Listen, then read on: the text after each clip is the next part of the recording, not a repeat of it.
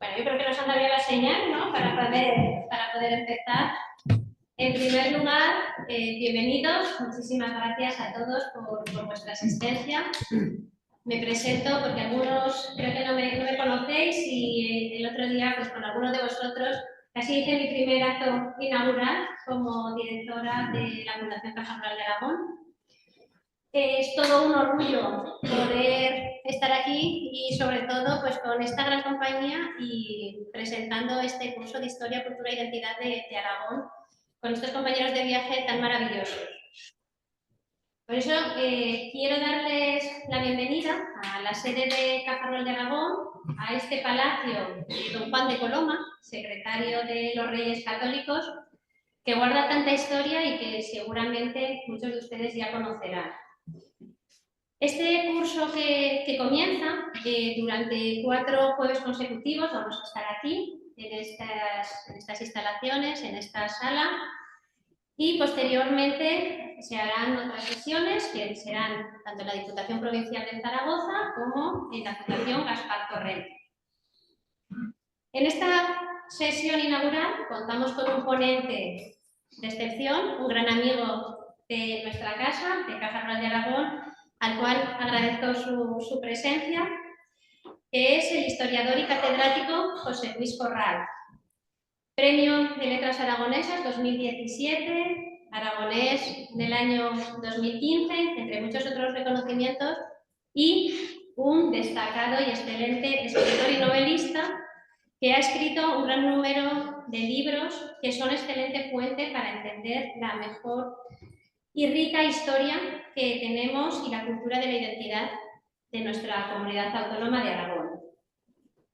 También quiero agradecer a la Fundación Gaspar Torrente, a Vicent, por toda esta coordinación con este curso, con toda la colaboración y sobre todo que han hecho un cartel de excepción, muestra de ello pues todas las personas que estáis hoy aquí para empezar con esta sesión inicial. Por eso, ¿qué mejor manera pues, para conducir este viaje con estas dos grandes personas que sobre todo nos van a transportar a la historia, a la cultura y a la identidad de Aragón? Un curso que es una experiencia que profundamente nos va a enriquecer, nos va a permitir sumergirnos en las raíces de la tierra, de nuestra tierra Aragón, que está llena de historia, de tradiciones, que ha dado forma a su identidad. Por eso, conocer la historia de nuestra comunidad nos fortalece nuestro sentido de pertenencia y conecta las generaciones presentes y futuras, creando un puente entre el ayer y el mañana. Igualmente, el conocer el patrimonio cultural de Aragón nos ayudará a apreciarlo muchísimo más y asegurar que las maravillas de nuestra región sigan siendo valoradas por muchos años más. Y ya para finalizar, y antes de darles la palabra, simplemente permítanme decir una frase que creo que resume este curso, que es que la historia es la memoria del mundo y nuestra identidad se forja en el conocimiento de nuestro pasado. Por eso, bienvenidos todos a nuestra casa y damos comienzo a este viaje. Muchas gracias.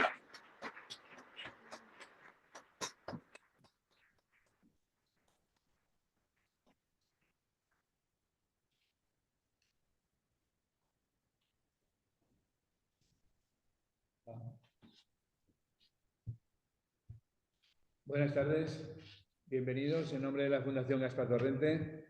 Muchas gracias, Laura, por tu bienvenida, por tu presentación y por la colaboración de la Caja Rural de Aragón, con la que esperamos seguir manteniendo en los mismos términos y con la misma eficiencia que lo hemos hecho en el ejercicio anterior. Y muchas gracias también, aunque hoy no estaban presentes, a los responsables de la Diputación Provincial de Zaragoza, en concreto al Servicio de Archivos y Bibliotecas, que es con quien mantenemos esta colaboración no solamente en esta actividad, en este curso, sino también en otras actividades, como la última que celebramos también en esta misma casa, precisamente hace unos días, en la celebración del Día Internacional de la Lengua Materna, la pasada semana. El curso este año, como ya han podido ir viendo, es un poquito más breve que el año pasado, tal como anunciamos al final del curso. Van a ser 12 sesiones y vamos a terminar en junio. Es decir, como los niños aplicados que cumplen con sus deberes, terminaremos en junio y no pasaremos a septiembre o octubre como el año pasado, porque teníamos 20 sesiones y no había otra forma de poderlo hacer. Mantenemos el mismo espíritu, la misma ilusión, las mismas ganas de hacer, de que conozcan, de divulgar la historia, nuestro patrimonio, nuestra cultura, nuestra identidad, nuestro derecho. Y entre las 12 sesiones, como habrán podido ver en el programa, pues tenemos unas cuantas sesiones de historia, pero también de derecho foral, de cultura, de lenguas, de arte, intentando dar esa visión panorámica y centrándonos un poco y entrando de forma más especializada en algunas materias. El año pasado tuvo un carácter más introductorio y general y este año y subsiguientes, queremos entrar en temas más concretos y demás. Recuerdo que el año pasado decía José Luis, con este tema que me habéis puesto, es una asignatura que doy yo en clase todo el año, podría estar hablando un año entero aquí. Pues efectivamente, los temas introductorios tienen ese carácter general y global y ahora vamos a ir aterrizando poco a poco en asuntos más llevaderos desde el punto de vista del ámbito temporal que son. No obstante, creo que hoy no va a ser el ejemplo perfecto porque le hemos puesto que hable de un rey a José Luis Jaime I, que es uno de los reinados más longevos de la humanidad prácticamente, con lo cual difícil también resumir toda esa labor, pero ya ven que se centra específicamente en una cuestión como la conformación de los límites territoriales o de las fronteras de Aragón. Antes de pasarle la palabra a José Luis, les anuncio que las próximas sesiones, como ha explicado muy bien Laura, serán aquí, las siguientes en la Diputación Provincial, después en la Fundación y la última sesión de todas, la de clausura, será también en la Diputación Provincial. Hemos limitado a 180 las plazas presenciales y todos los demás pues o ya lo habían solicitado hacer el curso online o se han pasado para poderlo seguir online. Y por lo demás, si alguien tiene pendiente recibir el diploma de participación en el curso anterior, pues todavía estamos a tiempo de emitírselo, que nos lo diga a Armando, que les ha tomado nota, o al coordinador técnico, Carlos Serrano, que se estrena también en estas tareas de coordinación. Bienvenido, Carlos, por parte de las actividades de la Fundación. Y nada más. Sin más, voy a decir unas palabras de José Luis, porque si no queda feo, aunque todos ustedes lo conocen como yo, o más incluso, porque lo supongo asiduos lectores suyos y seguidores. Y ya saben que es darocense, que presume de ello, nacido en Daroca, en el 57, catedrático de Historia Medieval de la Universidad de Zaragoza, autor de docenas de libros y publicaciones y artículos especializados especialmente de la Zaragoza musulmana, en general del medievo, pero más conocido aún si cabe, y esta labor nosotros la queremos ensalzar especialmente como divulgador y su gran tarea de divulgación la ha hecho y la está haciendo muy específicamente con la novela histórica. Esas historias que no nos leeríamos nunca si hubiera que echar mano de una tesis doctoral, pero que sin embargo, gracias a una novela de alguien, aunque sea de 800 páginas, la novela uno se la acaba leyendo, empapando y disfrutando y conociendo con esa verosimilitud y con ese trasfondo histórico que resuman en cada una de ellas. Quiero solo por recordar que algunas de sus novelas son ya clásicos en la historia aragonesa. El Salón Dorado, El invierno de la corona, El Cid. Estoy citando solo aquellas en las que Aragón es protagonista directo en primera persona. Pues, Independencia, La reina maldita de las últimas, referida a Petronila, Conquistador, que hace referencia precisamente al tema que la ponencia que hoy nos ocupa, que por cierto no se pudo presentar prácticamente porque se publicó en el año 20 en medio de la pandemia, con lo cual es una gran oportunidad para que la conozcamos, nos interesemos por la figura y podamos leer luego también la obra, que yo conservo en casa sin leer, que no conocer todavía. O alguna de las últimas, o Conquistador, perdón, o Batallador, que es así que conocieron bien, refería a la figura de Alfonso I. Bueno, prácticamente José Luis nos ha repasado la historia aragonesa de novela en novela. Ya te quedan pocas épocas que tocar, épocas seguro que ninguna, pero personajes ya te costará elegir seguro la próxima novela si ha de ser algún personaje de Aragón. Bueno, el hereje de Miguel Servet, me dejo unas cuantas, lógicamente. Bueno, sin más, le paso la palabra ya a José Luis y como siempre, después de su intervención tendremos cuarto de hora aproximadamente, máximo 20 minutos de coloquio, tanto para ustedes aquí presentes como para los seguidores que lo hacen online. Sin más, bienvenido y muchas gracias, Luis.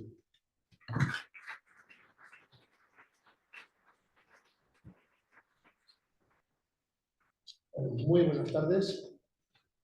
En primer lugar, tengo que agradecer, obviamente, a los organizadores, a los miembros de la Fundación Gaspar Torrente, a CEN, a los técnicos que hacen posible esto, Carlos, Fernando, me parece, a la Diputación Provincial y a la Fundación Caja Rural de Aragón, que nos acoge estos primeros 4 jueves en este lugar tan estupendo, tan magnífico y tan exquisito.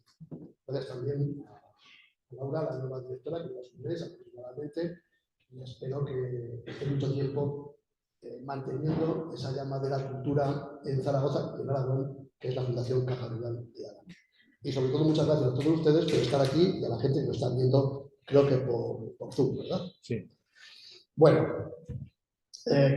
hace ya un tiempo me llamó Vicente para... ¿No se escucha? Ahora. Muchas gracias por el aviso. Es que ya me perdonarán un rápido inciso, porque hace un año, si cometo algún defecto de dicción, porque hace un año, justo en las Navidades del año pasado, hace un año y un mes, me noté algo raro en la parte superior izquierda de la mandíbula.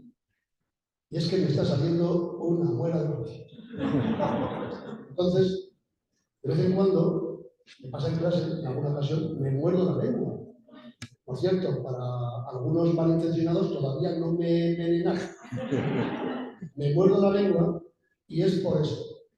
Y tengo que tener cuidado porque me están moviendo los dientes y como no voy nunca al médico, voy al dentista solo una vez para que voy todos los años, ¿no? A otras cuestiones. Pero no quiero que me saquen la operación todavía no. Entonces, si cometo alguna falta de dicción o ven que me quejo, no es que esté mal, sino que me he mordido la lengua. Un dentista me dijo que a mis 67 años, no se apuntó, es normal. Bueno, pensaba que esto salía antes. Bueno, pues ya perdonarán si en algún momento tengo algún problema con la lengua, con mi lengua. Como decía, cuando me llamó Vicente hace ya dos meses, más, para que participara en este segundo curso de Historia, Cultura y Identidad de Aragón, que sí, y me dijo, háblanos de Jaime I el Conquistador. Jaime I el Conquistador es el rey que gobernó más tiempo el reino de Aragón. Y fíjense, puede que los datos no sean exactos porque no conozco todos los reinados que ha habido en el mundo, pero hace el número 11 de todos los soberanos en la historia de la humanidad, de los cuales tengamos noticia más o menos fidedigna de sus años de reinado. Él reinó desde el año 1213, tenía solo 6 años, había muerto su padre, Pedro el Católico, hasta su muerte, hasta 1276. Un reinado muy largo. Ya os digo que de todos los reinados hace el número 11, el 11. Solo 10 soberanos reinaron más tiempo que él. Entre ellos la reina Victoria y la reina Isabel II, que casi batió récords. Pero bueno, un reinado muy largo y por tanto, dice que estamos con un curso sobre identidad de Aragón y demás. ¿Qué te parece si nos centramos en la construcción territorial de Aragón en época de Jaime I? Me parece bien y de eso nos vamos a hablar. Las naciones, los países, se construyen en ocasiones de forma aleatoria. Y cuando digo aleatoria, quiero decir que la política tiene mucho que ver. Desde luego, y lo he escrito en algunas ocasiones, Aragón, como territorio físico, no tiene presuntamente, que se dice ahora, ningún signo de identidad general. La geografía aragonesa es muy diversa. Nuestros 47.000, poco más kilómetros cuadrados, presentan climas diversos, geografías diversas, ecosistemas diversos, territorios distintos. Y no tienen un pasado común hasta la Edad Media. Además, un territorio que por sus características y su ubicación en este cuadrante nororiental de la península ibérica y por la propia estructura orográfica del territorio, responde a una tierra de paso. Una tierra de paso entre la meseta, el Valle del Ebro y las costas mediterráneas de lo que hoy es Valencia y Cataluña, por un lado, y por otro lado, una tierra de paso, con pasos más complicados, porque está a más altitud, entre Francia, el continente, y la propia península ibérica. Aragón la define la Edad Media y sobre todo el derecho en la Edad Media. Y define Aragón en la Edad Media la política y el derecho con tanta fuerza desde el principio, desde el siglo IX al menos, desde que era un pequeño condado allí perdido en un rincón apartado y muy lejano para el resto del mundo del Pirineo, que se consolidó con tanta fuerza que a pesar de estar integrado durante un siglo en el reino de Pamplona, todavía no se llamaba Navarra, Pamplona, todo el siglo X, los primeros 30 años del siglo XI, no perdió su identidad. Cosas así. Sobre todo en aquel tiempo, porque todavía no estaba consolidado el derecho aragonés, el derecho de Aragón. Además está en una tierra, la península ibérica, que es una tierra de fronteras.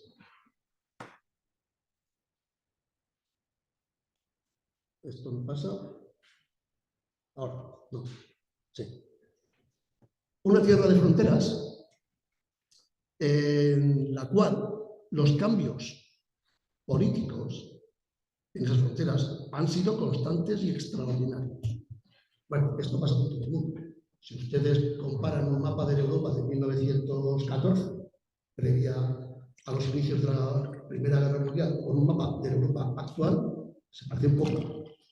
Muchos países ni tan siquiera existían. Otros se han fragmentado, se han dividido. En algunos casos ha habido alguna adición, algunos cambios de fronteras entre Francia y Alemania, por ejemplo, y otros no. Con Rusia no digamos nada, ¿no? La Unión Soviética, la actual Rusia, no digamos los cambios que ha tenido.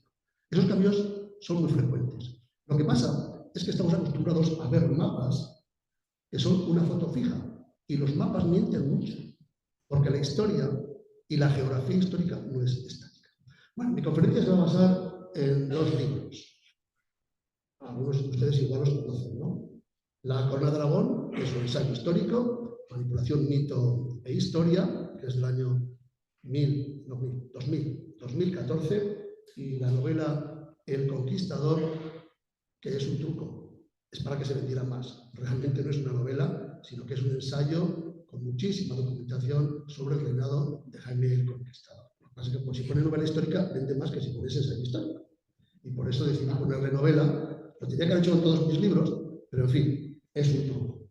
Es una novela que está muy documentada, porque afortunadamente tenemos muchos documentos de la época, ya estamos en el siglo XIII, un tiempo ya de la plena Edad Media, ya aparece el papel allá por mediados de esa centuria y por tanto la documentación es mucho más abundante cuando solamente se escribía en papiro en Oriente o en pergamino en la Edad Media occidental. No sé si me pasa algo, ¿no? Bueno, una tierra de fronteras que los romanos, la península ibérica, que los romanos llamaron Hispania y que luego, de una forma un tanto forzada, muchos historiadores han traducido como España. Hispania no es España. Hispania es el nombre que dieron los romanos a la península ibérica. Ese nombre se mantiene hasta por lo menos el siglo XVI. Vayan ustedes a la Aljafería. Visiten el Salón del Trono de los Reyes Católicos y verán que justo debajo de la tribuna donde se colocaban los músicos y las mujeres en algunos casos, verán que hay una doble inscripción doblada. Comienza, si nos fijamos en la zona del trono, en el ala lateral derecha, en el muro largo, y continúa en el muro trasero corto. Y se repite en el lado izquierdo y en el lado corto del trono. La frase es una alabanza a Fernando el Católico. Comienza Nos Ferdinandus, rey, y va citando todos sus dominios. Rey de Aragón, de Sicilia, todos los títulos. Hispaniano. Hispaniarum, de las Hispanias en plural. Y después de todo eso acaba Balearum que después de una palabra significa I en latín. Y de las Baleares. Las Baleares, en 1491-92, fecha de esa inscripción, no están en las Hispaniae, Hispaniarum en plural.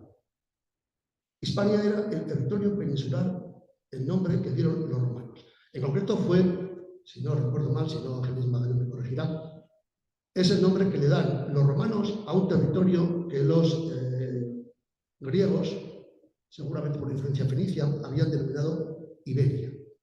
Enio, este historiador romano del siglo II, escribe en 200 a.C., cita Hispania. Y enseguida los romanos, una república todavía un imperio, una república imperialista muy acostumbrada a conquistar y a fragmentar los territorios que conquistaba para romper ciertas unidades, divide el territorio en dos provincias. La España más cerca de Roma, la interior, las costas de Levante, y la España ulterior, la de más allá, la zona de la meseta, el norte, etcétera, que todavía no ha sido conquistada por Roma. Después Roma dividió esa península sin tener en cuenta las divisiones tribales anteriores, las divisiones de los pueblos ibéricos y celtibéricos. La dividió en 3 provincias y a partir del año 300 quedó dividida en 5. La tarraconense, que era la más grande, se fragmentó en 3 más. La cartaginense, la propia tarraconense y la Galicia, ¿no? Bueno, recomposición de los mapas. En ningún caso hubo un territorio que se pareciera desde un punto de vista territorial, jurídico, político, administrativo, a lo que hoy es Aragón, a lo que será Aragón ya desde la Edad Media. La llegada de los visigodos, 3/4 de lo mismo, hicieron lo que pudieron. El Islam todavía mucho menos, porque la frontera tradicional, las fronteras tradicionales, culturales, lingüísticas, de civilización en el mundo antiguo, eran fronteras fundamentalmente de áreas, de grandes áreas de pueblos indígenas. El área celtibérica, más o menos lo que hoy son la zona de los el sistema ibérico de las provincias de Zaragoza y de Teruel, la zona ibérica, más o menos el Valle del Ebro, Bajo Aragón, y cierta influencia de los pueblos vascones, que no vascos, la zona del norte, la zona de Jaca, las 5 villas, los vascones empezaban a extenderse por ahí, donde llegaron prácticamente hasta Egea en estos momentos. No hay ninguna entidad, mucho menos con los musulmanes, que estructuran el territorio en función de frontera en sentido este-oeste y, por tanto, la frontera se establece en términos del norte cristiano y del sur musulmán. Hacia el año 800, voy muy rápido, hacia el año 800, los francos quieren establecer en el territorio que hoy es el Valle del Ebro, todavía no existía Aragón, una marca fronteriza para que sirva como una especie de almohada, de colchón defensivo entre el mundo islámico, el mundo del ya creciente, floreciente Emirato Cordobés Omeya y el imperio de los carolingos. Esa marca hispánica, tan citada en muchas fuentes, nunca existió como tal. Quedan pequeñas pinceladas, retazos, algunos condados en Cataluña, como el de Gerona, el de Alcurias, Vic, Barcelona sobre todo, el condado de Aragón, algunos de Pamplona, que lo intentó conquistar Carlomagno y le arrasó a la retirada de Zaragoza en el año 738. Ahí radica la canción de Cantar de Roldán. Por cierto, de los 3 grandes poemas épicos que se escribieron en la Europa medieval, la canción de Beowulf, que es muy fantasiosa, pero bueno, es un gran poema épico del mundo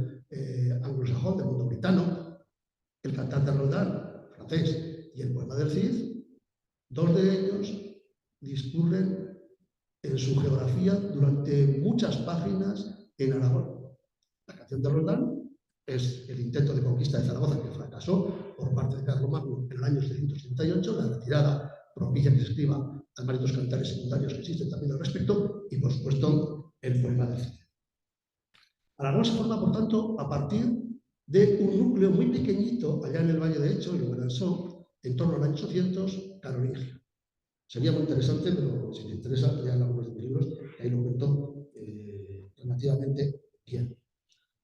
Hacia el año 905, Aragón se quedó sin conde privativo. Pero había una niña Andregoto, que se casó con el rey de Pamplona. Y durante todo ese siglo, como les he dicho antes, todo el siglo X y primeros años del siglo XI, Pamplona, el reino de Pamplona, asumió la gobernanza del condado de Aragón. Y aunque hay algunos condes que aparecen citados de vez en cuando en la documentación, da la impresión de que son condes de carácter nobiliario, no soberano. Y esos condes son parte de la familia real. Algún hijo bastardo de los reyes, estos de los reyes tenían hijos bastardos, ahora no se lleva, pero entonces era preferente. Ya verán cómo Jaime I tuvo unos condes. Bueno, es una parte del reino de Pamplona. Una parte del reino de Pamplona cuyo dominio sobre las tierras de Aragón, del condado de Aragón, dura más de un siglo. Bueno, pues en todo ese siglo, que Aragón no tiene soberanos propios, ni tan siquiera un derecho propio, Aragón no perdió su identidad política. Esto es asombroso. Y no me pregunten por qué, porque no lo sé. Y no me lo explico, entre otras cosas porque hay muy poca documentación, y la que hay o son copias del siglo XII, XIII de cartularios, que a saber qué tienen de cierto, o bien carecemos de fuentes primarias para entender este proceso. Lo cierto es que Ramiro I, el llamado primer rey de Aragón, aunque él nunca firmó en documentos originales, en copias, nunca firmó como rey de Aragón, firma como quasi, una fórmula un tanto rebuscada, quasi pro rege, casi como un rey en latín, o hijo del rey Sancho III de Navarra, de Pamplona, perdón. Nunca se citó a sí mismo rey. Su hijo, el rey, ya así, Sancho Ramírez, los 4 primeros años, comienza a reinar en el año 1064, tampoco firma los poquísimos documentos que tenemos de estos primeros 4 años del rey Sancho Ramírez, tampoco firma nunca como rey de Aragón. Utiliza la fórmula hijo del rey Ramiro. Fíjense, Ramiro nunca se llamó a sí mismo rey, pero su hijo lo llama rey. Pero él no se llama rey, hasta que en 1068 hace ese viaje prodigioso, habéis escrito una novela sobre esto, ¿no? Ese viaje prodigioso a Roma, allí va el bueno de Sancho Ramírez, que es rey de un pequeño territorio en la Jacetania, ya se ha expandido gracias a la debilidad de los musulmanes, ha incorporado, Ramiro I ha incorporado las tierras de su padre y de Ribagorza, a la muerte sospechosa, de su hermano Gonzalo, intenta conquistar algunos castillos para sumarse al llano de Huesca, a las tierras fértiles de Barbastro, de Somontano, de la Hoya de Huesca, y va a Roma porque está convencido de que no tiene todas las garantías de ser de linaje real. Y el rey se lo concede, perdón, el Papa se lo concede. Y ya vuelve en 1068 con su título real. Encantado de volver de Roma, de ese viaje sabemos muy poquito. Eso sí, tuvo que pagar 500 monedas de oro a la Santa Sede. La Iglesia siempre está por los pobres y por obras de caridad. Eso fue una obra de caridad para el pobre Rémulo de Aragón para convertirlo en rey. Y a partir de ahí surgieron unos reyes guerreros. Vean ustedes la serie Antecesor de televisión de Aragón, donde se han puesto sobre la mesa nuevos datos sobre la antropología, los rasgos, las enfermedades, la genética de estos reyes que realmente aplican. Por cierto, según el ADN que hemos estudiado, que han estudiado, estoy en el equipo de investigación, no soy geneticista, la parte histórica, que han estudiado los genetistas, Sancho Ramírez era hijo de Ramiro I y Pedro I era hijo de Sancho Ramírez. O sea, son hijos de su padre y de su madre. Estos 3 primeros reyes, también Alfonso I. Alfonso I, ya vamos acercándonos al reinado muy rápidamente, al reinado que os ocupa esta tarde. Alfonso I es el gran hacedor del reino de Aragón con mayúsculas. Ahí tienen un mapa en el cual se ven los territorios en un mármol oscuro que gobernó Alfonso I, que heredó el reino de Aragón, prácticamente la mitad norte de la provincia de Huesca, el reino de Pamplona, que entonces era más grande que la actual Navarra, ocupaba también casi todo el País Vasco actual, ocupaba las tierras de La Rioja, que eran tierras conquistadas por los reyes de Pamplona, y fíjense, todo el reino de Castilla. Alfonso I se convirtió en rey de Castilla y murió en 1134 en la batalla de Fraga, a resultas de la batalla de Fraga, siendo rey de Castilla. Su hijastro, Alfonso VII, llamado el emperador, rey de León, que no de Castilla, nunca se atrevió a llamarse rey de Castilla. Recuerden que Alfonso se casó con Urraca, la reina de León. Aquella boda acabó como Rosario de la Aurora, o peor, ¿no? Se separaron, pero el título de rey de Castilla lo asumió Alfonso el Batallador, que fundó Soria, estamos ahí, fundó la ciudad de Soria. Soria es una fundación del rey de Aragón y será aragonesa hasta la muerte del Batallador, junto con todas esas ciudades. Vean el espacio, el territorio que ocupa, es más grande que el Reino de León, mucho más grande que los estados catalanes, como de Barcelona, Urgel, Pallars, etc. Y prácticamente es casi tan grande como el imperio almorávide, el imperio de los musulmanes norteamericanos que conquistaron los reinos de taifas a finales del siglo XI y principios del siglo XII.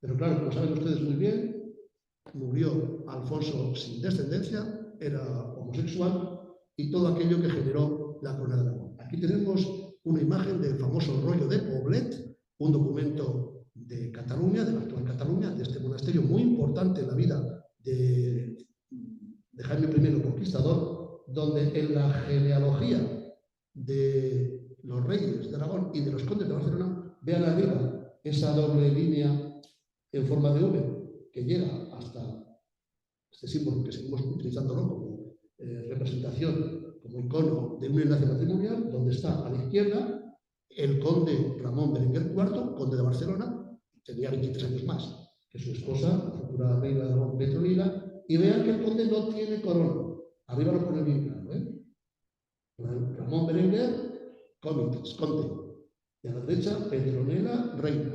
Que quede claro, el conde y la reina. El conde no lleva corona real. Véanlo. Esta imagen del siglo XIV, pero significativa. No lleva corona real. Eso sí, es conde soberano. Tiene en su mano izquierda el orbe, símbolo del poder sobre la tierra, en este caso sobre el condado de Barcelona y otros 4 condados más que se habían unificado en torno a Barcelona. Y a la derecha, Petronila lleva la corona real, es una corona del siglo XIV. Lleva el orbe como señora temporal, soberana de la tierra, en la izquierda, y el cetro, que le da el poder y la justicia real, en la derecha. El cetro no está en la mano de Ramón Berenguer IV. Y esto es del siglo XIV, no es del siglo XII. La unión dinástica supone, unión dinástica que no política, como comunidad con los reyes católicos, supone la incorporación a un mismo linaje, el que funda la unión matrimonial de Petronila y de Ramón Berenguer IV, de los condados que gobernaba Ramón, soberano, como rey. Alguien dice, Cataluña, Barcelona, fue un condado del Reino de Aragón. No, fue un condado soberano, unos condados soberanos que se incorporaron a la Corona de Aragón por este matrimonio, pero no dependían estos condados del Reino de Aragón. Son dos cosas distintas. Bueno, fíjense, los 5 grandes condados: Cerdaña Sur, Cerdaña Norte, que hoy es francesa, Besalú, Gerona, Ausona y Barcelona. Y por otra parte está el Reino de Aragón, con todas las conquistas que ya había realizado Alfonso Batallador, pero en 1134 se segregan los territorios del viejo reino de Pamplona, a partir de ahora Navarra, que eran territorios que se separarán, se segregarán de la unión política que había ocurrido en el año 1076 por incorporación de la mitad de Navarra, de Pamplona prácticamente, por el rey de Aragón, Sancho Ramírez. Aragón creció muchísimo, se duplicó prácticamente su espacio, y también se han perdido los territorios del Reino de Castilla, que se nos quedarán los castellanos, en concreto Alfonso VII, el emperador. Entre el condado de Barcelona, los condados catalanes que gobierna Ramón Berenguer IV y el Reino de Aragón, vean ustedes que hay 2 condados, Pallars y Urgel. Es decir, no hay contacto físico entre los territorios de Petronila y los territorios de Ramón Berenguer IV. Porque tanto el condado de Pallars como el de Urgel son condados autónomos. Continuaron las conquistas con Ramón Berenguer IV. Ramón Berenguer IV ganó Lérida, ganó Fraga, ganó Tortosa entre 1147 y 1149.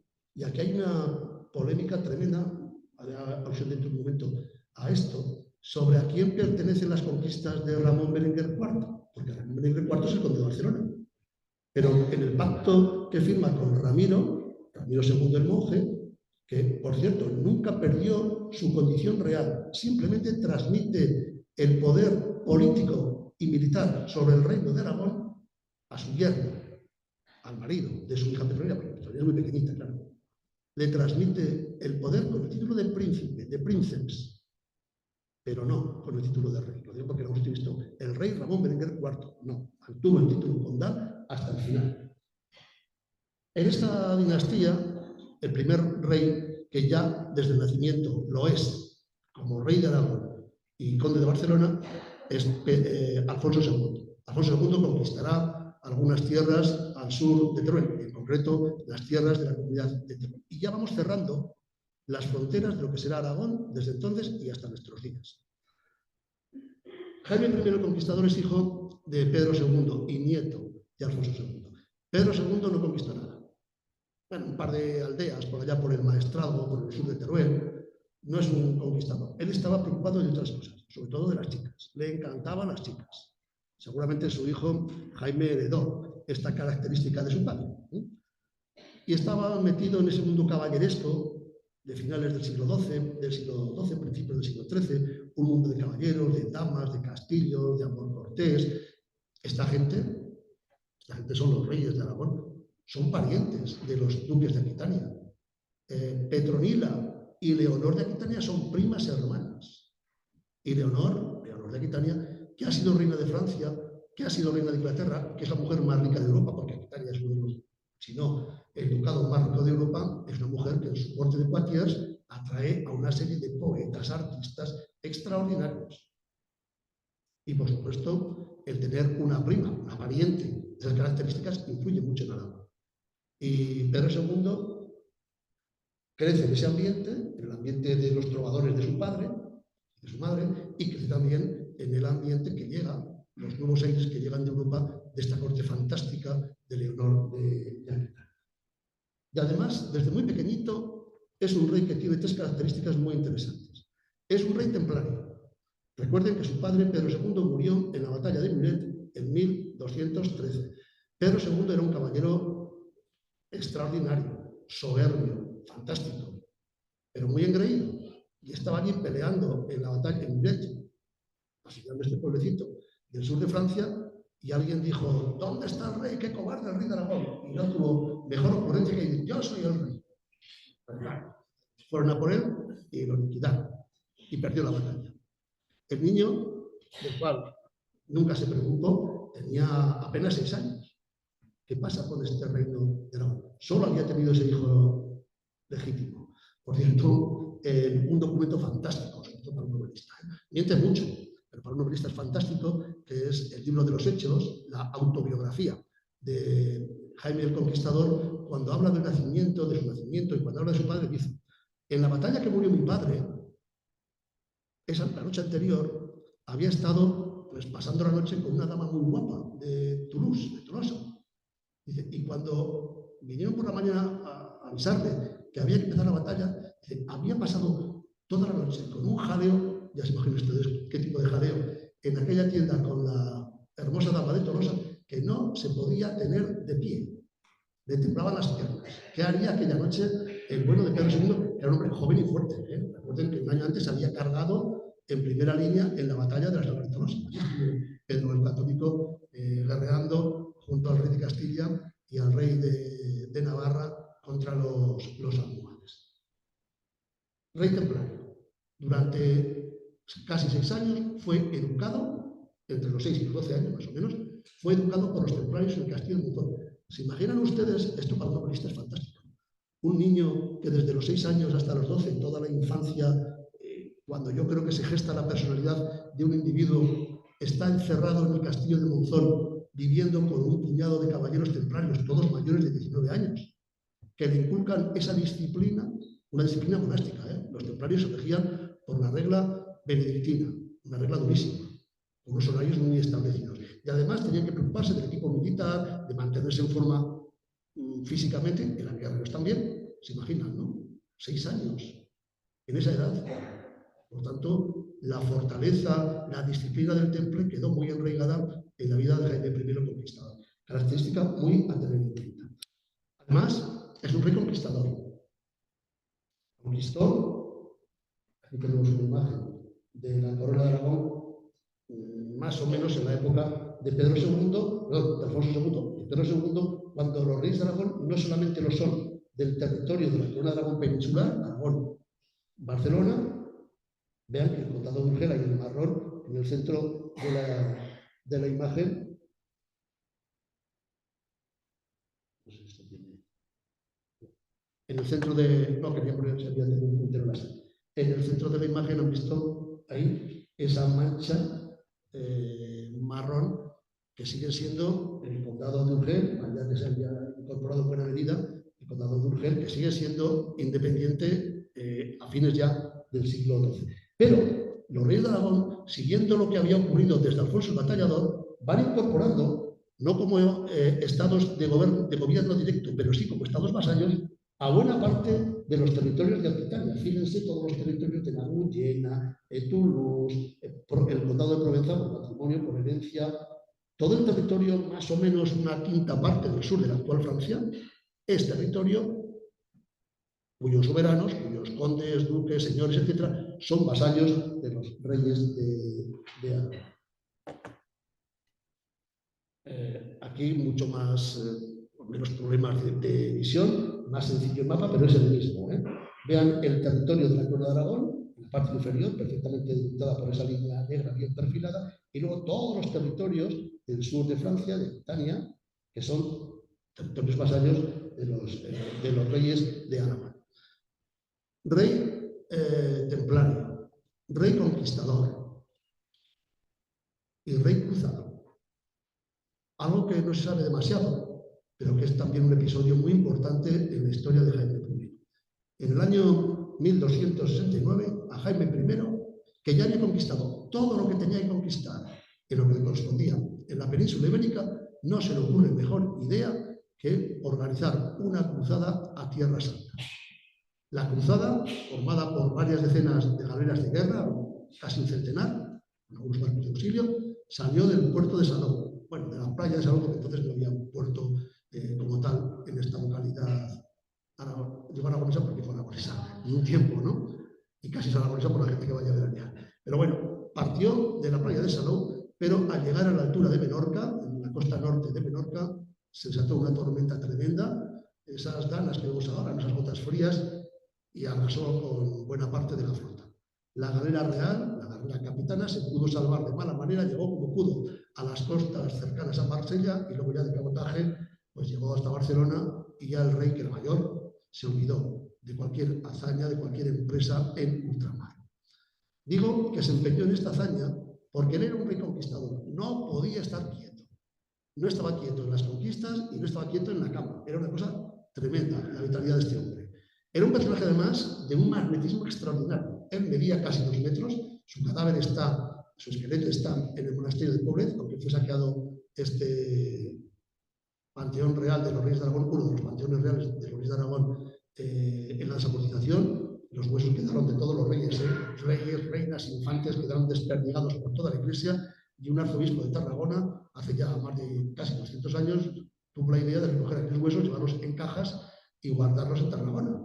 Y a fines del siglo XIX, un forense, no recuerdo el nombre, cogió aquellos huesos, los ordenó como pudo, pues este se parece a este, y metió en el sarcófago donde estaba originalmente el cadáver de Jaime I, metió los huesos más grandes que encontró, los más grandes. A ver si algún día se puede estudiar esos huesos y veremos si es realmente, por el ADN no habrá problemas, si es o no Jaime I.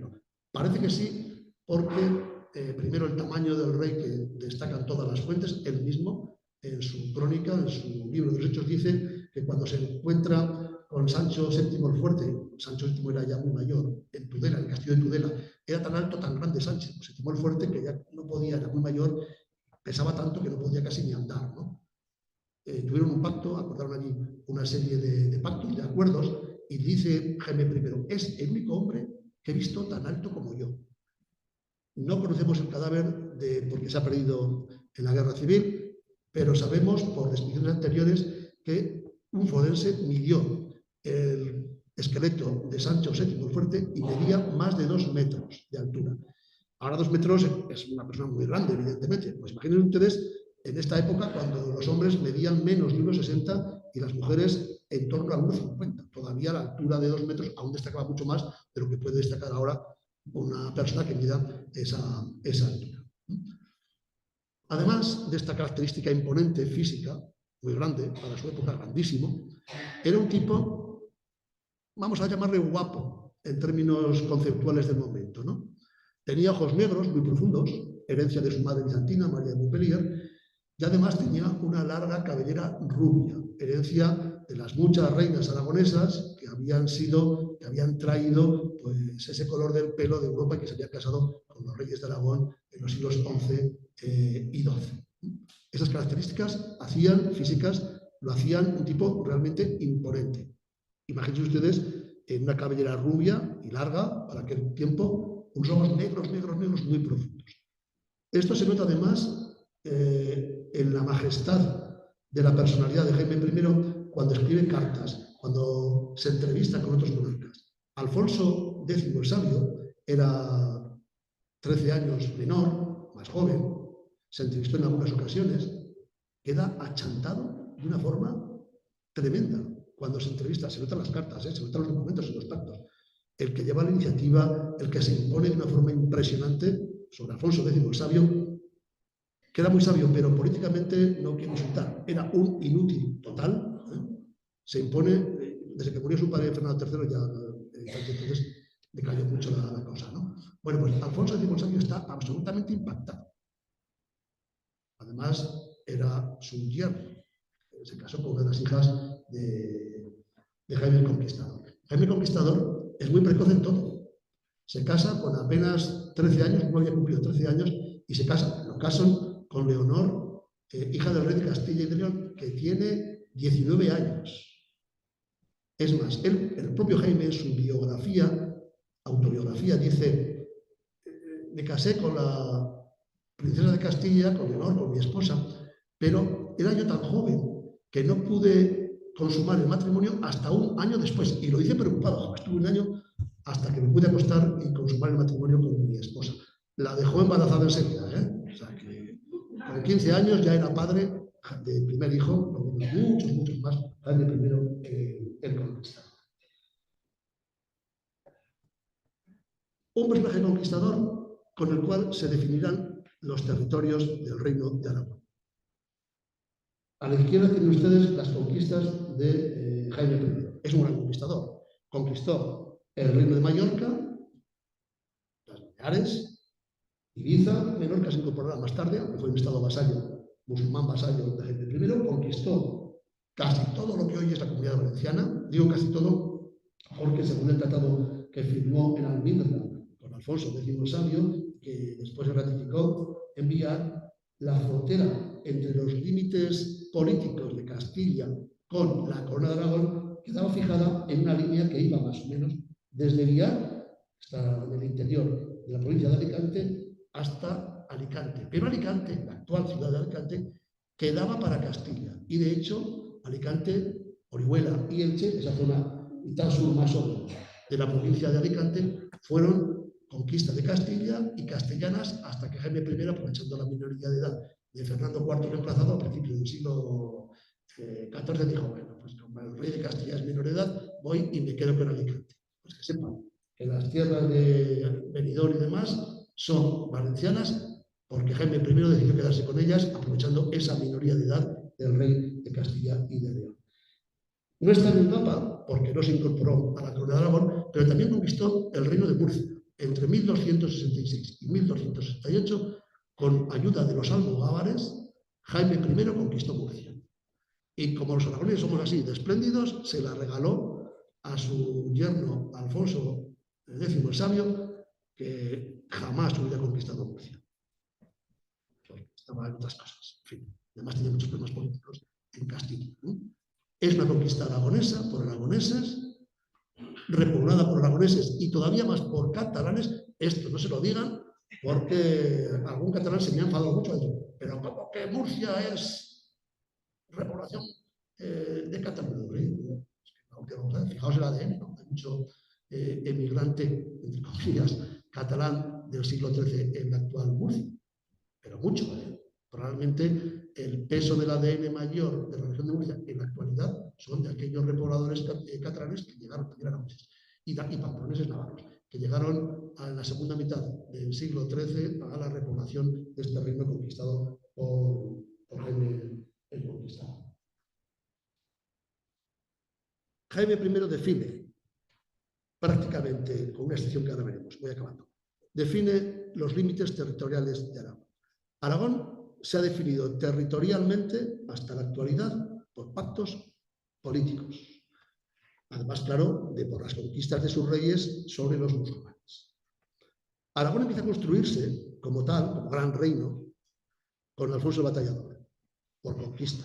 Alfonso el Batallador, además de repoblar Soria, conquistó Zaragoza, conquistó Daroca, conquistó Calatayud, las tierras del sur de la actual provincia de Zaragoza, del norte de la provincia de Teruel, conquistó algunas tierras y ciudades, villas que hoy son Castilla-León, Castilla-La Mancha, ocupó Soria, conquistó Ágreda, conquistó Tudela, que fue aragonesa hasta 1134, conquistó Medinaceli, actualmente Soriana, conquistó Molina de Aragón en 1128, que también será Molina de Aragón, ¿no?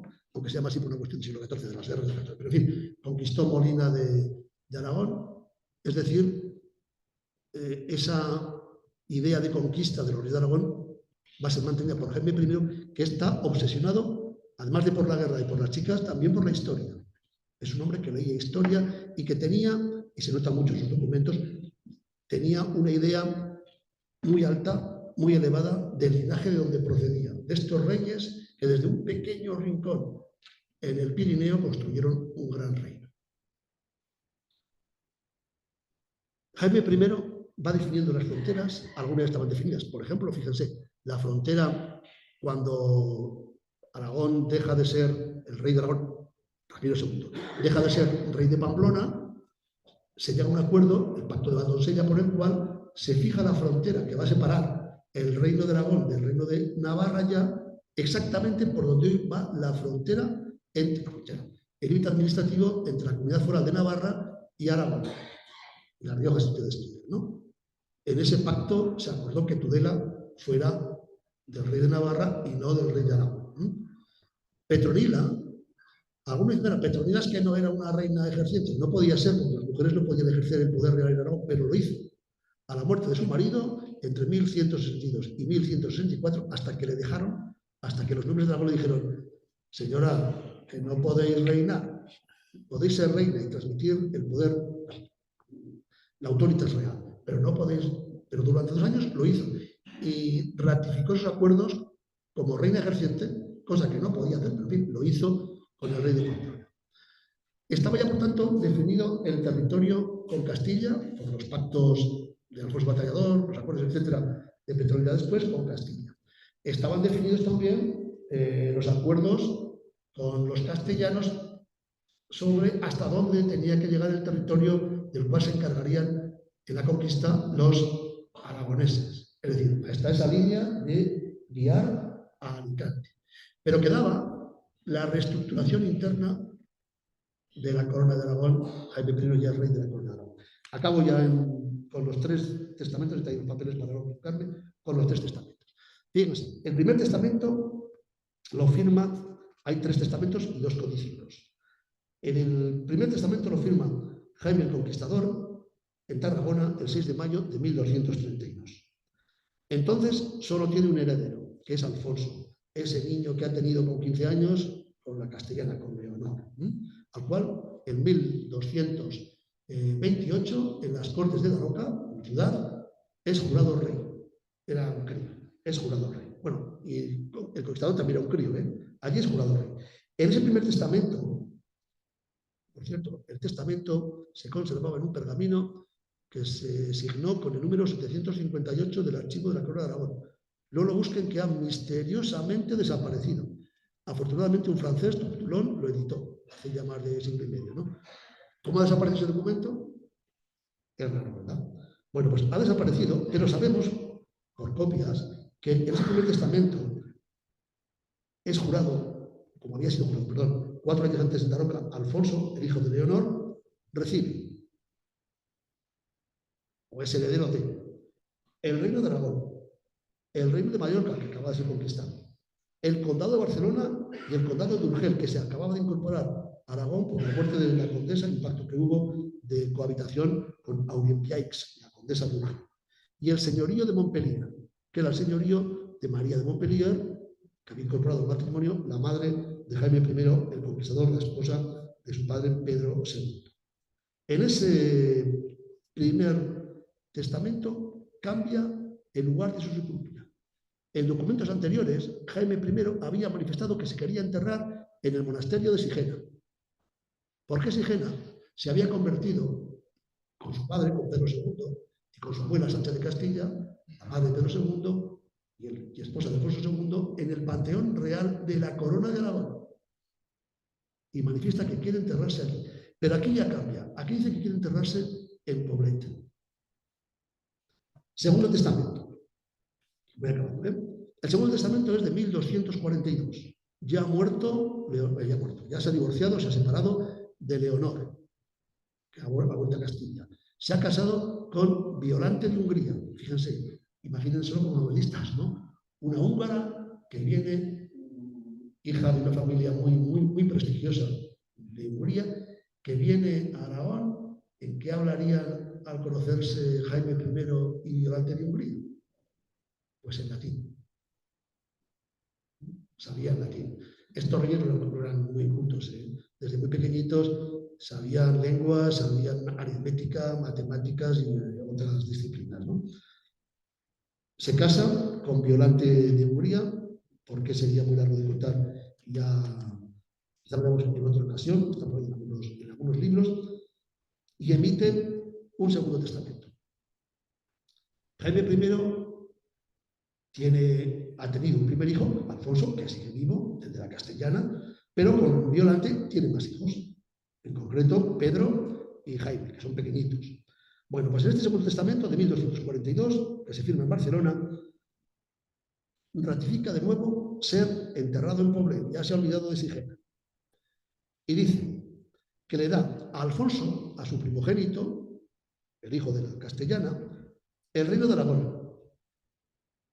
Ya habla de Cataluña el testamento, ya no Barcelona, como aparecía en el primero. Aragón, Cataluña, no dice que es Cataluña. Un condado, no dice nada. El reino de Aragón, Cataluña. Los condados de Ribagorza, Pallars, Arán y Urgel.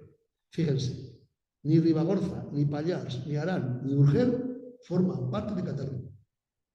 Estoy hablando de documentos sin más valoración, ¿eh? A Pedro, que es el primer hijo del segundo matrimonio, hijo legítimo, el hijo de Violante de Hungría, le da el reino de Valencia, desde el río de Ulldecona hasta Villar, hasta la frontera con los castellanos en el sur.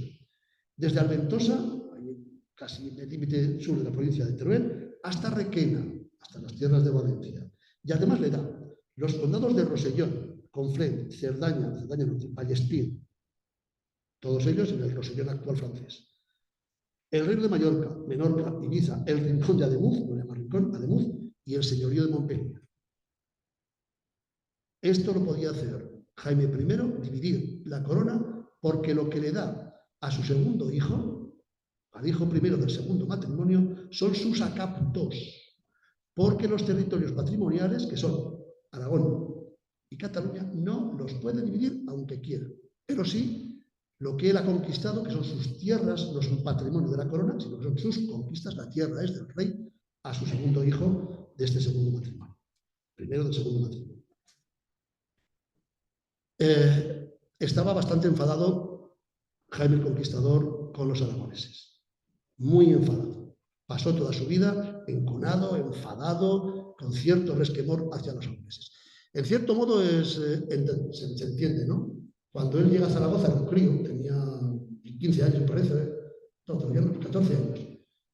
Los aragoneses, los zaragozanos, lo asedian en el Torreón de la Zuda, ahí en los Panetes, no se acuerdan de los Panetes. Ahí se tiene que refugiar, se tiene que encastillar, y hombres armados, él lo dice en su crónica, ¿no? Con una sensibilidad, dice, nos rodearon porque estaba con su mujer, dice, mi mujer, Leonor, la reina, estaba llorando, estaba asustadísima, porque alrededor del Torreón de la Azuda estaban, él dice, un centenar de hombres armados intentando matar al rey y a la reina. Es más, incluso hay un plan para escapar, descolgarse por la noche por una ventana. Bueno, pues es una por esta. Vean la novela si quieren saber más cosas al respecto, ¿no? Y estaba, como digo, bastante en contra de los aragoneses, quizá por esto y por muchas más. Por esto, por supuesto, pero también porque los aragoneses no querían pagar impuestos. Esto es bastante frecuente entre los aragoneses, ahora entre todo el mundo, pero es muy frecuente entre los aragoneses. El Tercer Testamento es de 1272. Ya solo quedan 4 años para morir. Y en ese Segundo Testamento hace ya la división que sea definitiva. Y fíjense cómo divide el reino. En 1272 ya ha muerto Alfonso, con lo cual el problema del hijo mayor no existe porque ha muerto en 1260, por lo tanto, un problema menos. Pero quedan 2 hijos, pero quedan muchos más. Pero los 2 de Violante de Hungría, Pedro y Jaime. Pues bien, a Pedro, será el futuro Pedro III el Grande, le da, en ese testamento le da el reino de Aragón, el reino de Valencia, los condados de Ribagorza, Pallars, Arán, el condado de Barcelona, vuelve a llamar condado a Barcelona, y ya no habla de Cataluña en 1232. El condado de Urgel, pero hay una posición realmente difícil de entender. Dice, y otras tierras en Cataluña. Supongo que son los condados catalanes que lo citan, Vic, Ausona, etcétera, ¿no? Pero excluye a Barcelona de Cataluña, dice, u otras tierras, ¿no? La fórmula un tanto indefinida. Al segundo hijo del segundo matrimonio, a Jaime, le da el reino de Mallorca, por cierto, lo dice en plural, de las Mallorcas, Menorca, Ibiza, el condado de Rosellón, la Cerdaña Norte, Conflent, Montpellier y Collioure, donde está enterrado, lo saben ustedes muy bien, Antonio Machado. Esa es la última división, y así estuvo dividida la corona de Aragón hasta que Pedro IV el Ceremonioso venció a Jaime III de Mallorca en Luis Mayor, la isla de Mallorca, en 1847. Lo venció en una batalla y se quedó con los territorios del rey de Mallorca, que era pariente, por supuesto. Se casó con 13 años. Tuvo que esperar un año para casarse con su esposa Leonor de Castilla. Dice él, por no tener edad. Dice, el rey, él, no la reina, que ya era mayor. Fue asediado en Zaragoza. Los aragoneses no le querían pagar impuestos. Y se enfada de tal manera, con esto acabo, que dice en su autobiografía, al recibir a un noble aragonés que encabezaba una delegación de aragoneses a la hora de pagar un impuesto, era Jimeno de Urrea, le dice, mucho, lo pongo en castellano actual para entenderlos, mucho me asombro de vosotros, se está dirigiendo a los nobles de Aragón, que no quieren pagar, mucho me asombro de vosotros, porque deberíais considerar de qué asunto se trata esto tan importante. Porque ciertamente nos, hablo en plural majestático, creemos que nadie podría criticarnos, pues hacemos esto, o sea, imponer impuestos. Esto algunos actuales lo podían entender porque pagaríamos con más gusto, ¿no? Por amor a Dios. Ya saben ustedes, cuando paguen impuestos, háganlo por amor a Dios. En segundo lugar, también se podría aplicar ahora, para salvar a España. Dice España, ¿eh? Y en el tercero, para nos. Y así, vos tengamos gran mérito y buen renombre por haber salvado a España. Y acaba con esta frase latina. Porque los de Cataluña, que había estado con ellos hacía muy poco, unas cortes, y sí que aceptaron pagar los impuestos, dice, porque los de Cataluña constituyen el mejor reino de España, el más honrado, habla de reino, el más honrado y el más noble.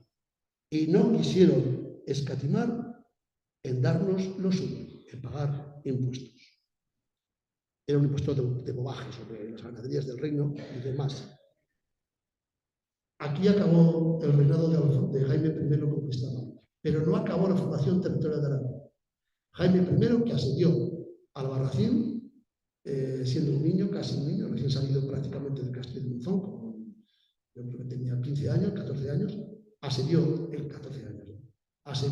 el castillo de Albarracín, la fortaleza de Albarracín, eran unos azagra, unos navarros, que era un señor independiente y no pudo conquistarlo. Ya no lo intentó el resto de su vida, aunque el señor de Azagra, Pedro Fernández de Azagra, se hizo vasallo del rey de Aragón. pero mantuvo el señorío bajo el dominio de Santa María, la iglesia siempre con estas condiciones, ¿no? Y tuvo que ser su hijo Pedro III el Grande el que lo conquistó, Albarracín, el señorío de Albarracín, más o menos lo que hoy es la comunidad de Albarracín. En 1285, aunque no se incorporó de pleno derecho a la llamada Corona de Aragón, es decir, al Reino de Aragón y a la Corona, hasta 1300. Y ahora sí, quedó completada la formación territorial de Aragón exactamente igual que hoy la conocemos, con una pequeña cuestión, que los catalanes seguían reclamando que Fraga era catalán, porque en el Primer Testamento había dicho Jaime I que Cataluña llegaba desde el mar hasta el río Segre y que Aragón llegaba del Segre hasta Ariza. Es decir, las tierras entre el Cinca y el Segre, Lérida era aragonesa y fue aragonesa hasta el Segundo Testamento, que dice que Cataluña llega hasta el Cinca. Y claro, Fraga está en la margen izquierda, Fraga antigua, medieval, en la margen izquierda del Cinca. Y esa cuestión quedó pendiente hasta finales del siglo XIV. En Lérida corría la moneda jaquesa. Se aplicó el fuero de Huesca. Y los de Lérida, los miembros del concejo, del ayuntamiento, diríamos, de Lérida, iban a las Cortes de Aragón. En las Cortes de Daroca de 1228, donde se jura como heredero al príncipe Alfonso, al infante Alfonso, están presentes los de Lérida. Y los de Lérida quieren ser aragoneses. Pero, por lo visto, y esto me lo imagino yo, pero no creo que vaya desencaminado, el dinero de Barcelona y de Gerona, los banqueros ya de entonces, siempre han ido banqueros. Perdón por estar en un banco. No sé qué va a aparecer por aquí. No lo tengas en cuenta, esto no lo saludo, ¿no? Los banqueros catalanes, sobre todo barceloneses de Gerona, entonces, pues en fin, pagaban los gastos de la corona y tuvo esa deferencia Jaime el Conquistador. Lo mismo ocurrió con Tortosa. Durante mucho tiempo, desde la conquista por Ramón Berenguer IV hasta prácticamente el Segundo Testamento, hasta mediados del siglo XIII, Lérida es aragonesa. Tortosas, un marquesado con mayores problemas. En fin, acabarán incorporándose a la Gran Cataluña ya a partir de fines del siglo XIII. Yo creo que no hay más, salvo que vean ese mapa de la península ibérica a la derecha, he puesto en líneas rojas los lugares, los espacios donde alguna vez en los últimos 2000 años ha habido una frontera política. Y me he dejado muchas. Muchas gracias.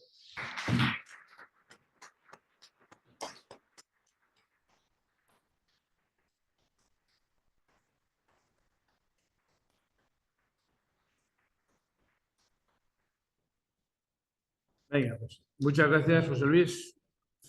No se oye, pero da igual. Muchas gracias, José Luis. Vamos con las preguntas, que ya veo que hay alguna por ahí.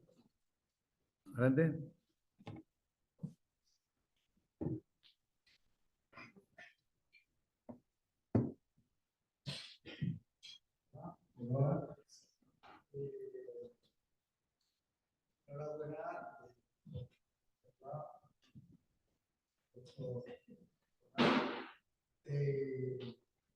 Hay una cuestión que nos preocupa mucho y que creo que nos debe preocupar muchísimo a todos los aragoneses. Es la cuestión de la franja de Ponent de Cataluña. ¿Por qué digo esto aquí en esta conferencia? Porque la problemática que actualmente hay planteada sobre los límites entre Aragón y Cataluña parte precisamente del Segundo Testamento de Jaime I. Y en ese testamento se hace una quita del Reino de Aragón, o se resuelve en el siglo XIV con una sentencia de justicia de Aragón, ¿verdad? Pero que durante un tiempo ahí está, esa duda. Entonces, realmente, centrándome en la parte de la franja septentrional, lo que llaman los catalanes de franja septentrional, hay una primera cosa que la digo que me sorprende mucho, que es que, siendo un tema que está en todos los partidos políticos catalanistas, que está en todo lo que son los escritos culturales y los historiadores catalanes de todas las universidades catalanas que están reivindicando todavía Ribagorza y están reivindicando la catalanidad de la lengua de Ribagorza. O sea, pretenden reconvertir con el aragonés, siendo que hay una lengua propia en Ribagorza, que es la lengua ribagorzana, ¿verdad? Y que hay una historia propia, ha tenido unas fronteras propias que nunca pertenecieron a Cataluña hasta el segundo testamento de Jaime I. Yo no acabo de entender por qué este tema que está en el día a día catalán, dentro de lo que son estos movimientos nacionalistas, entiendo, por supuesto, porque está permanentemente, no dejan de publicar libros en los que incluyen como territorio catalán histórico a Ribagorza. A Ribagorza, la actual aragonesa, pero en realidad tenemos que tener en cuenta que se segregó por culpa poco después. La pregunta es... La pregunta es que ¿por qué la Universidad de Zaragoza no dedica más esfuerzos en Aragón a aclarar esta gestión que los catalanes no tienen que hacer territorialmente en esas zonas? Primero a través de la Constitución del catalán y después políticamente, ahora con todos estos acuerdos que hacen con el gobierno central, ¿verdad? Cualquier día pueden quedarse. Papel de la universidad. ¿Por qué no se ve a la universidad? Bueno, algún colega me corregirá, pero universidad y esfuerzo es un oxímoron. Un oxímoron, una contradicción en los términos, como la Guardia Civil, o como la poesía, como el silencio sonoro. Bueno, no entro en cuestiones lingüísticas primero porque no sé, segundo porque tengo una opinión a partir de la documentación, no de la suposición, y no es muy correcta políticamente. Y en tercer lugar, porque Jaime I define un territorio a partir de unos criterios políticos. Por ejemplo, no lo he dicho, lo he citado de pasada, cuando Jaime I define las fronteras internas de su corona de Aragón, crea el Reino de Valencia y en consecuencia segrega las conquistas como rey de Aragón del reino musulmán de Valencia de lo que pudo ser Aragón. Podía haber incorporado el reino de Valencia a Aragón, perfectamente, como hizo Alfonso II con Teruel. Teruel era territorio musulmán y Alfonso II lo incorporó por el fuero famoso de 1171 al reino de Aragón. Pues Jaime I podía haber hecho lo mismo. Por cierto, Aragón no tiene playa por Jaime I. No vayan ahora corriendo a tirarle pedradas a la placa de la calle Jaime I. Bueno, no hay playa en Aragón por Jaime I, porque hay territorios de la actual provincia de Tarragona y norte de Castellón, por ejemplo, Salou, Cambrils, la propia Tortosa, San Carlos de la Rápida, Vinaroz, Peñíscola, el propio Castellón luego fue una ciudad importante, pero en origen, en la Edad Media, la importante era Burriana. La ciudad importante era Burriana, de la Plana, ¿no? Ahora es Castellón. Pero Castellón era la Plana. Bueno, decidió hacer un reino propio. Pero los nobles aragoneses durante un año, desde la conquista de Valencia en 1238 hasta 1239, están insistiendo una y otra vez en que quieren Valencia, quieren no para Aragón, sino para ellos, claro, que incorpore ese reino conquistado a los musulmanes a Aragón y no a Valencia. En cuanto a la franja y demás, yo no me gusta llamarla franja, porque es una franja de un punto de vista del mapa, pero no de un punto de vista ni histórico, ni político, ni cosa que se le parezca. Yo no le llamaría franja, pero en fin. Es una cuestión también de visión política. Lérida no es aragonesa porque no le dio la gana a Jaime I Conquistador. Y ya está. Y es así. Y nadie hubiera podido impedirlo porque el rey era, jurídicamente, lo he dicho antes, el señor natural de la tierra. Ya cuestiones políticas, si entramos en eso, y lingüísticas, ya sería, me imagino que había otros ponentes y otros momentos para hablar de ello, ¿no? Pero los documentos están ahí. Y como Cataluña se va perfilando como territorio y se van incorporando a partir del núcleo de Barcelona, luego los 5 que hemos visto, y más tarde se incorporarán otros. Pero ya ven que con Jaime I, ni Ribagorza, ni Pallars, ni Urgel, ni los territorios al otro lado de los Pirineos, más o menos todos, Confrère, Vallespir, Corriú, todas las tierras del Rosellón actual francés, ninguno de esos territorios aparece nunca con Jaime I en Cataluña. Nunca. Es más, documentos más tardíos del siglo XV, por ejemplo, tampoco. Sí, Urgel, que ya se incorpora, etc. Arán es aragonés, forma parte del reino de Aragón, con una cierta autonomía rara. Hay unos señores feudales muy raros, ¿no? Allí murió Pedro II, Pedro I, perdón, el hermano del batallador, a fin de septiembre de 1104, perdón. Allí murió. No sabemos ni a qué iba Pedro I, pero sabemos que era un dominio tierras vacías del rey. Pero en cuestiones lingüísticas, yo ni entonces hablo. Eso sí, en los documentos y en la autobiografía de Jaime I nunca se habla ni de lengua aragonesa ni de lengua catalana. Cuando se refiere a lo que hablan las gentes de por aquí y de por allá y de Valencia, que no es latín y que no es árabe, en Valencia no hablan árabe, evidentemente, habla de la lengua romance y no hace distinción. Es lo que dice la documentación. Lo demás, suposiciones. Venga, ¿otra pregunta? Bueno, mientras se lo piensan, yo quería hacerte una aprovechando tu condición de medievalista.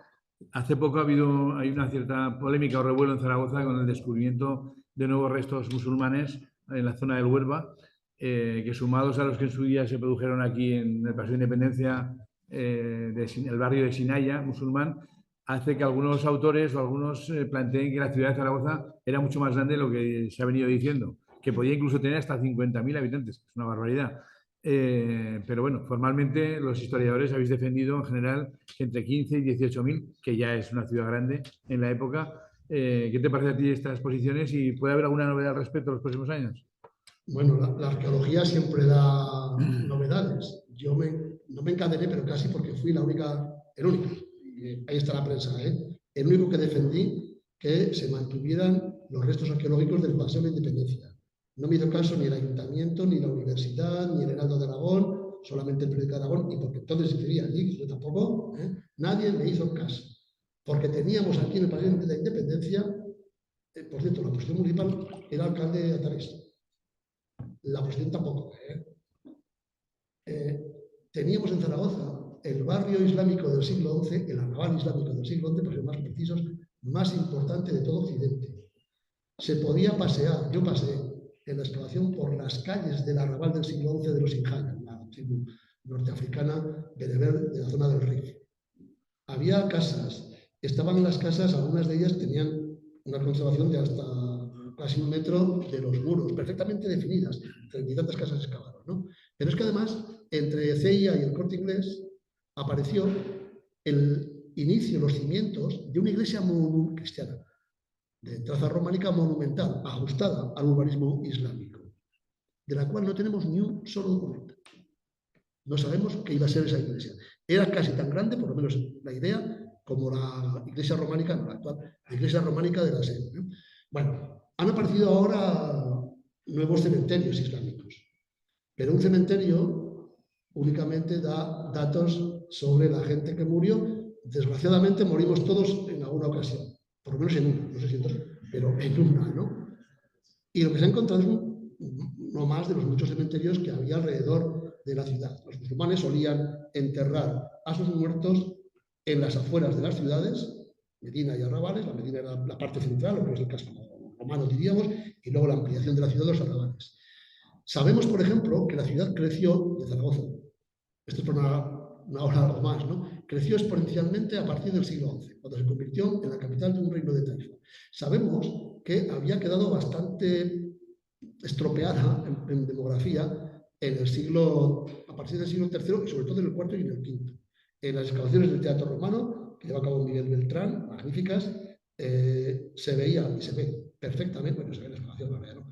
Perfectamente cómo el Teatro Romano se fue abandonando, ya no había ninguna autoridad a partir del año 500, con aquella del Imperio Romano, que pudiera mantener un edificio de esas características público, y lo que hizo la gente fue ocupar el espacio y fue construyendo casas.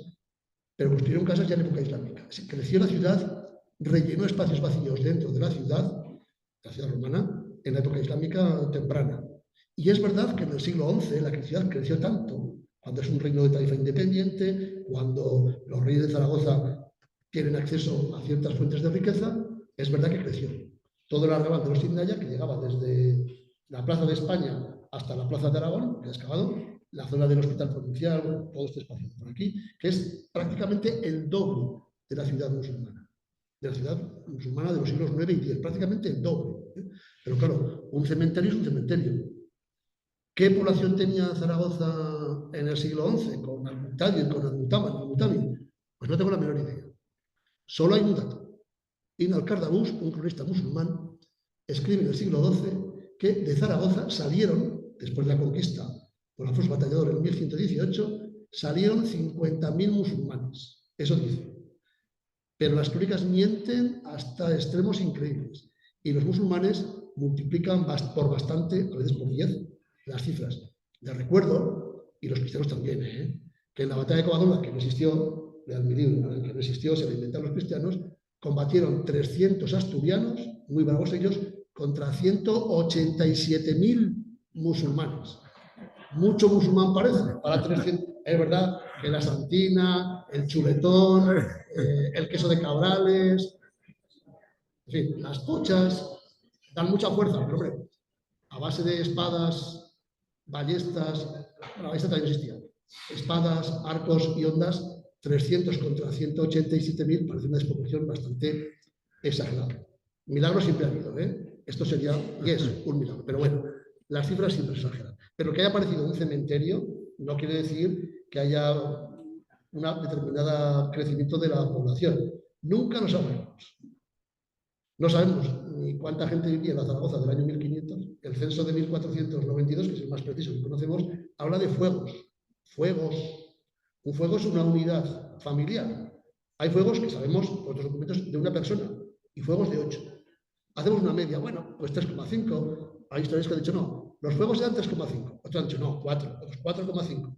Seguramente una familia no tenía tantos componentes en 1300, 1250, que es la época más importante del desarrollo demográfico de Europa. Todo crece, se construyen catedrales, hay dinero, es la bonanza económica del medievo, que en un siglo después, en 1350, donde la peste negra ha arrasado al 20%, al 30% según zonas de la población de Europa. Por tanto, hacer una estimación es muy, muy, muy difícil.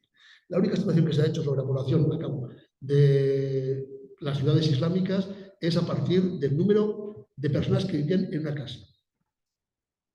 Algunos historiadores, algunos urbanistas, Torres Garbás, por ejemplo, hace unos cuantos años, dijo, bueno, más o menos en cada casa vivían 5.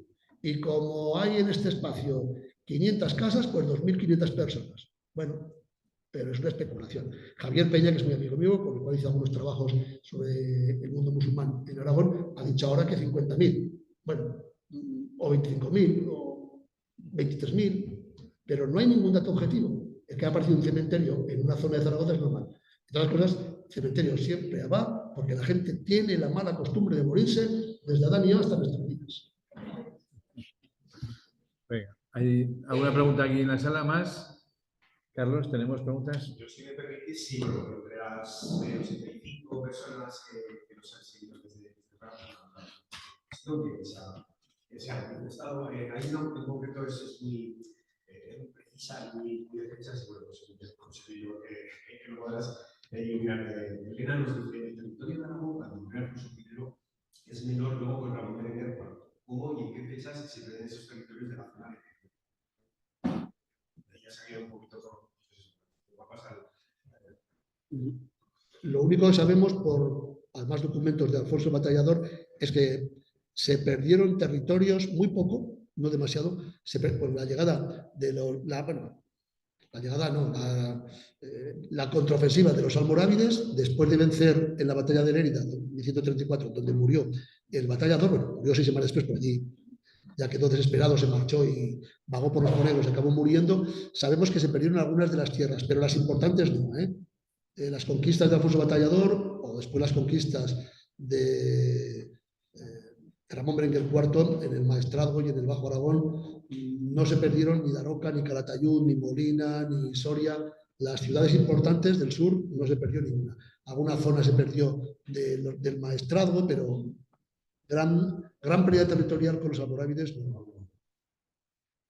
Luego hay una cuestión un poquito más reflexiva que el texto que nos dice no sé si es un poco ejercer de abogado del diablo, pero a veces hablamos mucho en las citas sobre Jaime I, en cuanto a su carácter anti-aragonés, que a veces a lo mejor había que poner un poco más en valor en cuanto a su valía como administrador, como interesado por la regulación foral, la institucionalización de la justicia, de algunos otros elementos importantes para la identidad aragonesa. No se podría ver un poquito perfilar a Jaime I también en bueno, eso sería por la comunidad. Estamos hablando de la formación territorial, ¿no?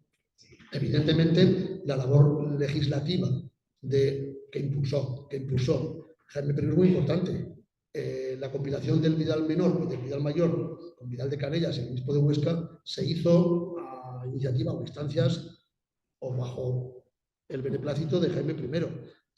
La constitución de las Cortes de Gea de 1265, de la figura del Justicia Mayor de Aragón, que ya existía algo parecido, en fin, su constitución es también de Jaime I, por supuesto.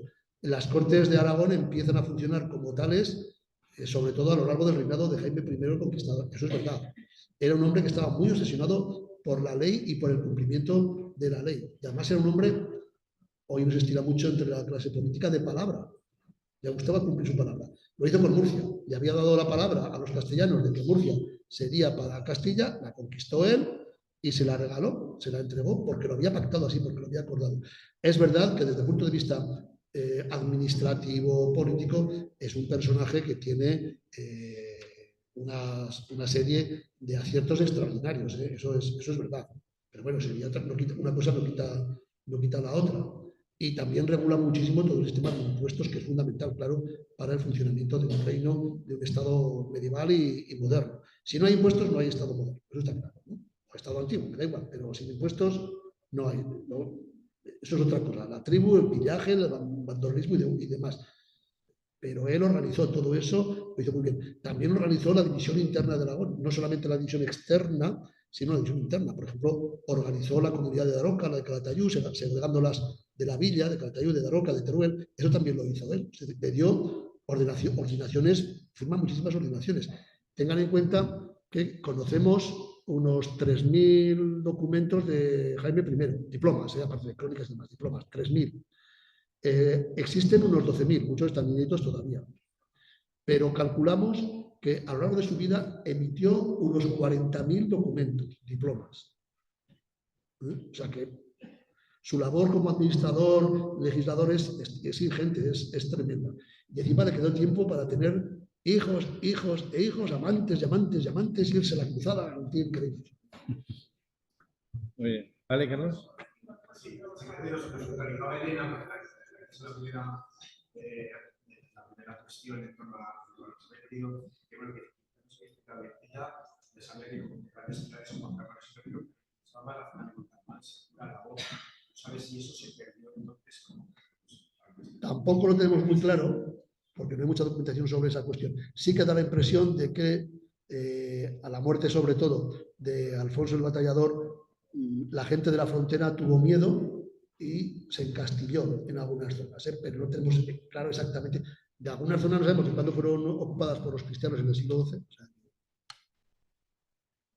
Muy bien, pues llegados a este punto, les agradezco nuevamente su presencia. Muchísimas gracias, José Luis, como siempre.